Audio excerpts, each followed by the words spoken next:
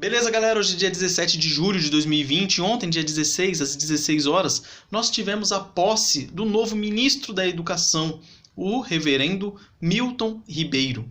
Com a sua nomeação, agora nós temos dois pastores da Igreja Presbiteriana do Brasil compondo o primeiro escalão do governo Bolsonaro, que é o André Mendonça, que entrou no governo sendo o advogado-geral da União e hoje está no Ministério da Justiça, e agora o reverendo Milton Ribeiro, que compõe o Ministério da Educação. Acontece que muita gente está denegrindo ou tentando denegrir a imagem dele pelo simples fato dele ser pastor.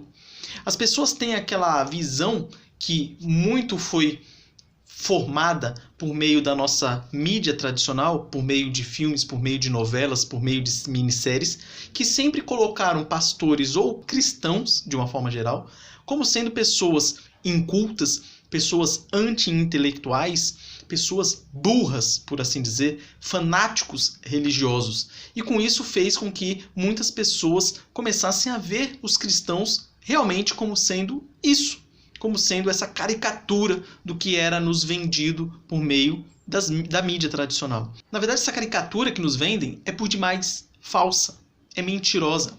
O reverendo Milton, ele é pastor da Igreja Presbiteriana Jardim de Oração, em Santos, na Baixada Santista.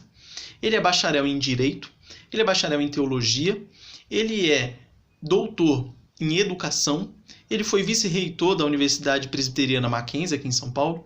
Então ele tem os dois requisitos principais para assumir o Ministério da Educação. Ele tem conhecimento técnico com relação à questão do ensino, ele trabalhou no meio, e ele tem a questão da liderança. Ele ficou quase 30 anos na Igreja Jardim de Oração em Santos, e nesse período ele, no mínimo, presidia o conselho da igreja, de uma igreja grande, que é essa. O que acontece? Na Igreja Presbiteriana do Brasil, o pastor ele é o presidente do conselho da igreja. Então ele já administrava a questão da igreja.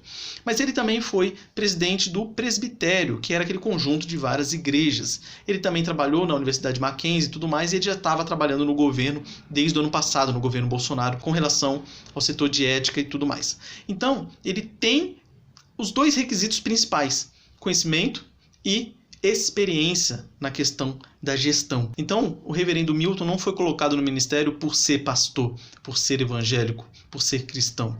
Ele foi colocado lá pela sua capacidade técnica, por seu compromisso para com o Brasil, pela sua integridade e por ser uma pessoa que está qualificada para assumir o cargo. E ele sabe muito bem os problemas pelos quais a nossa educação no Brasil sofre, principalmente com relação ao método, que o método do Paulo Freire, que é adotado em praticamente todas as escolas do Brasil, principalmente no ensino público, é um método totalmente ineficiente e é um método que colocou os nossos alunos como sendo os últimos na classificação do mundo com relação à educação.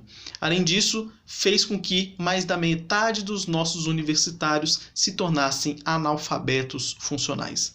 Além disso, além do método, nós temos a questão da doutrinação nas escolas.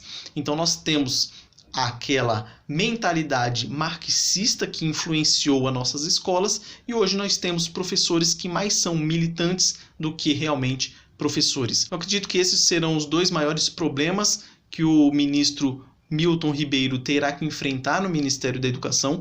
Não será uma tarefa fácil e nós estaremos aqui orando e esperando que Deus o use como instrumento para que nós consigamos fazer com que a nossa educação no nosso Brasil melhore muito. É isso que eu gostaria de falar aqui com vocês. Um forte abraço e até a próxima.